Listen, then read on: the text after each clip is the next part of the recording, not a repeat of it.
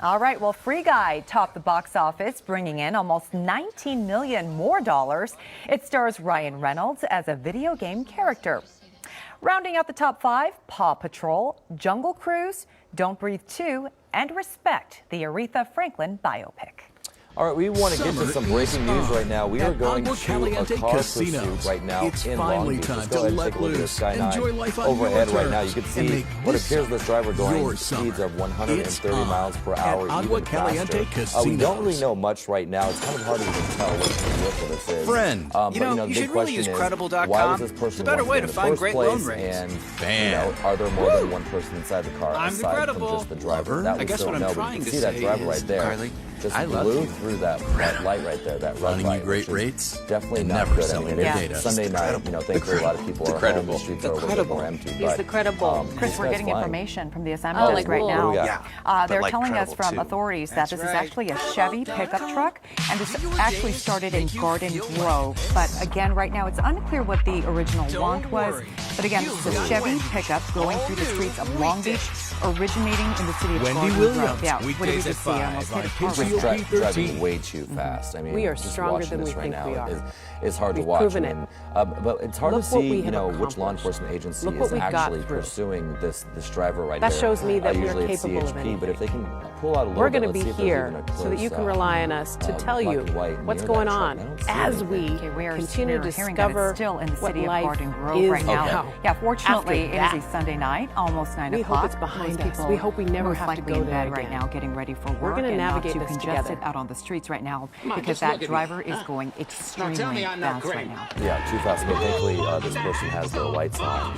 But even then, swerving out of traffic, blowing through these red lights, definitely not safe. And, we've seen a lot of pursuits here in Southern California, and just hold your breath, hoping that nothing bad happens, and this person decides to finally pull over. Again, you still want to know, why was this person wanted in the first place? That, still to be determined. So, Chris, we know it started in Garden Grove, and we're told this is still okay. You see, he got between those two cars right there, almost clipping those two cars if he didn't already. But a lot of close calls so far. Again, starting in the city of Garden Grove, still in the city of Garden Grove, we're told. We're waiting to hear from authorities what the original want was on this suspect. But as you can see, for the past few minutes, he or she has been going extremely fast on these surface streets. And it doesn't look like to me, Chris, that this is in any kind of residential neighborhood. That seems to be a major thoroughfare in the city of Garden Grove. Yeah, and it's also one of those situations that when you do get into these residential neighborhoods, that's when things can be, very dangerous. Definitely flying. I mean, 72, 73 when we first started. This pursuit. Say it again. Oh, here we go. All right, 2. Could have sideswiped that car. And blowing through that intersection. I mean, he is getting very lucky right now. He's squeezed his way, or she, through some cars at intersections. Fortunately, not hitting or colliding with anyone in those intersections right now, but just continuing to speed, blow through, disregarding all traffic laws, not even caring that, there are motorists on the street parked or stopped at red lights, whatever it may be. Just again, that Chevy pickup blowing through the streets. We're told this is still in the city of Garden Grove, also originating in the city of Garden Grove. Like you were saying, Chris, it's unclear right now what agency is following, but I assume if it started in the city of Garden Grove, it could be Garden Grove Police or CHP, correct? Yeah, for sure. So we're learning that this was some sort of traffic violation that this person was running for. Obviously, they did not. Modern Family, weeknights at 12:30 on Fox 11. To watch when they go through these busy intersections. But hey, we have Darren White on the phone right now, who's got years of experience out on the streets. Darren, Chris Holmstrom and Rachel Kim here. Thanks for joining us live on KCAL 9 News. Can you hear us? Hey, Chris. Yep, I'm with you. So I'm watching online. I've got about a minute delay here, but extremely rapid speeds here going through red lights, weaving in and out of vehicles. We've seen almost, 2 or 3 near collisions here just in the last 2 or 3 minutes. What have you heard about this situation? Have you heard anything, what the want is, or who the agency is that's actually pursuing them? I heard that it was initiated in the city of Garden Grove by Garden Grove PD. It may have been taken over by CHP, but until we get a little bit wider shot there, again, it's right through a red light there, almost tagged by a car going through the intersection. If we get a wider shot and I can see the unit, I'd probably be able to tell you what agency it is. But look, passing on the right, extremely dangerous. And this is dangerous for many reasons, because people are trained when they see lights and sirens to move to the right. And if somebody pulls in front of the officers while they're trying to pursue this vehicle, it's dangerous for everybody involved. All right, Darren, for viewers joining us now, we want to let you know that you are now watching KCAL 9 News at 9. We are following breaking news right now, a pursuit in the city of Garden Grove. Darren Wyatt on the phone with us, a retired police officer. Darren, I think I'm correct in saying that you know Orange County very well, correct? Correct. I worked most of my 30-year career in Orange County. Yes. I'm very familiar with the Anaheim Garden Grove area. And most of Orange County for that matter. But yes, we're looking at, even at 9:30 or 9 o'clock on a Sunday evening, there's still a fair amount of traffic out on these streets. And this is very dangerous for not only the general public, but for the officers involved in this high-speed pursuit.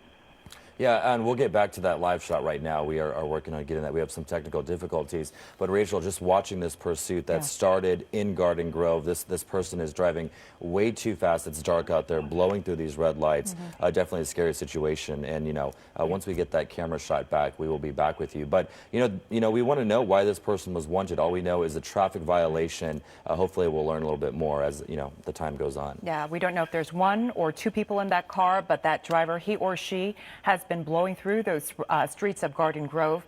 Very high speeds, coming very close to some parked and stopped cars at intersections. So we will, of course, try to continue our coverage here as we get more information. All right. Well, now at 9, President Biden says there will be dangerous moments ahead.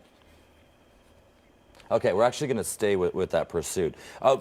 There we go. We got it back. Okay, perfect. So, one of the questions that I have, obviously, different law enforcement agencies, they all handle pursuits differently. This is Garden Grove. I've noticed, the police cruisers are staying back a little bit. They're not, that close. Darren, talk to me a little bit about that. Obviously, every law enforcement agency has their own protocols when it comes to, handling these pursuits. Is it much different, by city, or, by county? I think generally everybody has the same standards. What we do is we weigh the initial violation versus the safety, the endangerment to the public. Many times you'll see them back off like this in hopes that they aren't inciting or enticing the driver to go faster. Sometimes we see where the ground needs to back off and allow a helicopter to follow, that the drivers will actually slow down. In other cases, you don't. So they kind of weigh that. Nobody wants to see an innocent person get hurt in these pursuits and these collisions, and we do see that happen more often than we'd like. So the agencies the watch commander for those agencies are weighing the traffic conditions, the speed of the vehicle, how many near collisions, what they know about the driver, have they identified him, can they go arrest him later, or do they need to continue to pursue it because of the seriousness of the violation that they're chasing. Okay, we are having some technical problems. We're losing our shot, but we are getting new information into our assignment desk. They tell us from police that pickup truck is actually a Chevy Silverado with 2 occupants inside. There's that picture again. Again, 2 occupants inside that Chevy Silverado pickup, still in the city of Garden Grove. Yeah, watching this right now, there have been reports that this vehicle has crashed into some other vehicles during this pursuit. That still needs to be confirmed. But Darren, when you're dealing with more than one person inside, I mean, there are many possibilities of what's going inside there. This person could be, along for the pursuit. It could be a hostage. Like, are the protocols different when there's more than one person inside, because you don't know, how that person is a part of this? Not really, because right now you're involved in the pursuit, and the status of that passenger will become clear as this goes on. Sometimes they're just a friend, and we've seen it several times where a passenger will jump off and run because they don't want to be involved, and the driver actually slows down. Other times they're willing participants. They've been involved in a crime together, and they're just going to go for it throughout the pursuit.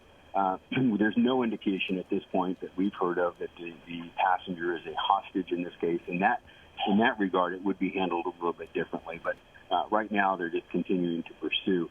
One of the questions we get frequently is, well, why don't they put out spike strips, or why don't they engage in a pit maneuver? Pit maneuver specifically, way too fast at these speeds. We typically don't do a pit maneuver at over 35 miles per hour. And spike strips in this situation are very dangerous, too, with these speeds, because we see it time and time again where officers are actually struck and injured or killed by these vehicles when they're trying to deploy the spike strips. And watching this right now, just to give you a heads up, we are in South Whittier as this driver continues to go. That was probably another red light that they... yeah. You're definitely starting to see more traffic in this area, that's for sure. Yeah. Yeah, we're getting information into our newsroom that there are no ground units following this vehicle right now.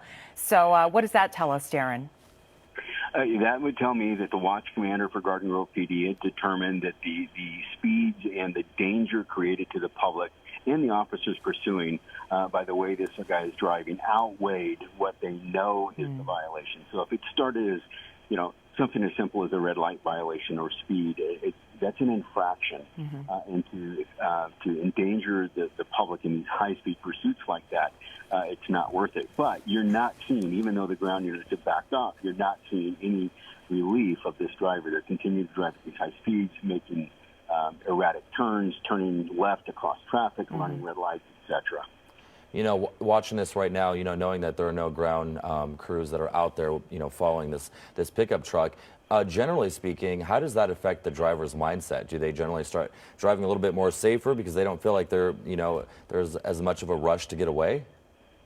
That is the hope. That's usually why the ground units will back off, is to hopefully get them to slow down and not endanger the public the way they are when they're driving these high speeds and driving so erratically. But you don't know the state of the driver. We don't know their level of intoxication, whether they're under the influence of drugs, whether they're in a mental crisis.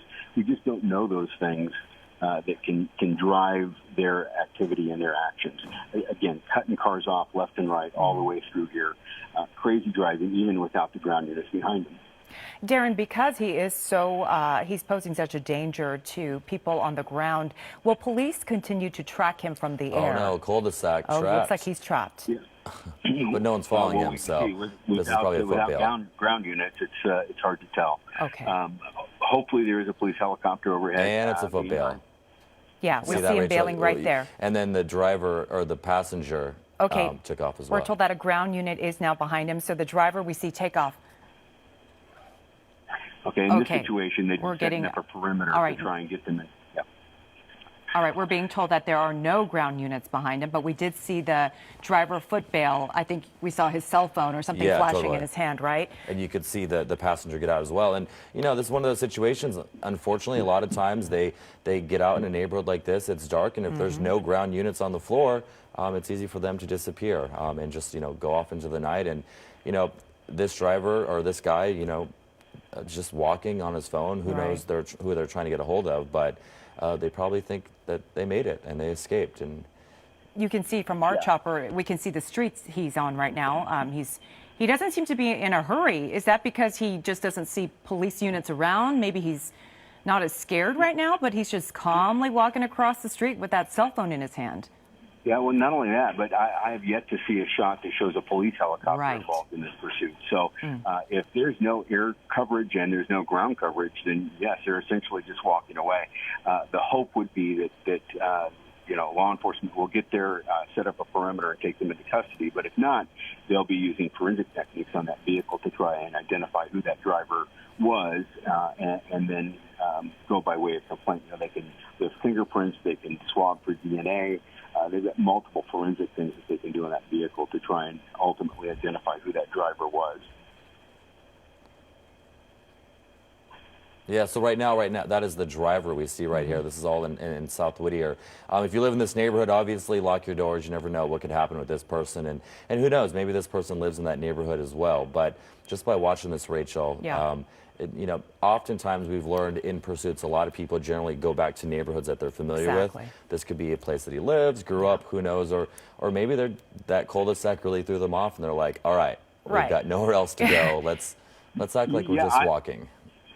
Yeah, Chris, I would say that I don't think that he's familiar with this area. Typically, when they are, they go into areas that they're familiar with where they know they can hide. They don't just walk down the street. So I would venture to say that he probably is not familiar with this area. He's probably on the phone, maybe calling somebody to come pick him up, and trying to get to a landmark that he can tell the person where to come. But we just don't know. We've still got no presence from law enforcement. Darren, we know his passenger also bailed. It was hard to see if it was a female or a male passenger, but the passenger kind of went in the other direction. They kind of went two separate ways. So the passenger is obviously still out there. The driver right here is just, again, calmly walking down the street, casually on the phone. Maybe he's pulling up GPS as to trying to gauge where he is right now and where to head, right?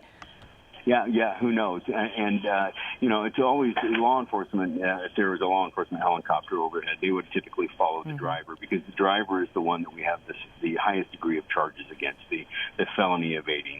We don't know what the passenger's role was. We know that they ran, but the driver is typically the person that we'll follow and try and take into custody, and then backtrack and try and get the passenger after that. But again, absolutely no law enforcement presence here to try and contact this. Is this surprising to you, Darren, that there is no law enforcement presence? Yes, it is. I would have thought that they would have gotten a helicopter up, although I'm not in Orange County right now. I don't know what the weather is. I don't know if there's good visibility to launch the helicopter or what the scheduling is on a Sunday evening right now. So, but yes, I'm very surprised that there is no law enforcement presence right now. Well, our chopper is certainly up there right now. Our chopper is right over the driver. You can kind of see the streets he's on. You see right there, my vision isn't too good. Does it say Leffingwell Road? Leffingwell Road. Yep. Yes. Oh, well, looks like maybe he's getting picked up. Yeah, Leffingwell Road. I mean, if this driver's smart, stay away from him and don't get him. But the biggest takeaway from this, Rachel, is the fact that the driver is no longer on the road. Right. And he was driving pretty erratically. And, even though a lot of people probably are home getting ready for work, a lot of kids going back to school tomorrow as well, I'm glad this driver is off the road. Yeah, well, I mean, I'm but wondering. whether he's armed, that's still unknown. I mean, there we go. There's a ground unit right there. And it looks like he's surrendering? Potentially cooperating. Hopefully. Let's hope so. All right, let's see what happens here. Yeah, officers are probably yelling commands at him right now. And looks like he is putting down his phone. Hands up. Surrendering, right? This is what we want to see. Absolutely. The fact that he wasn't running also, I guess just kind of waiting for his fate, which is, he's in police custody right now. But, traffic violation, we don't know what else that was from. We don't know who this other person is, where they went, if that was a stolen truck, their truck. But all things that we hope to learn. And now we see two black and whites right there. So. Yeah, well, and there was Chris, there was a second there that I thought I saw a night sun on it. So there could be a possibility that a police helicopter got overhead and was directing those ground units in. All right, there he goes, backing up. Hands up, down on his knees. This is what we want. He's going to be taken into custody right now. I'm sure they're probably going to investigate the truck as well, do some search inside and see what they can find. Absolutely. Good news. The driver has been arrested. We do want to let you know that the passenger is still outstanding. We will, of course, keep an eye on the developments of this pursuit. We'll let you know if they do catch up with that passenger. But we are going to move on right now with other news. President Joe Biden said today evacuations from Afghanistan are ramping up.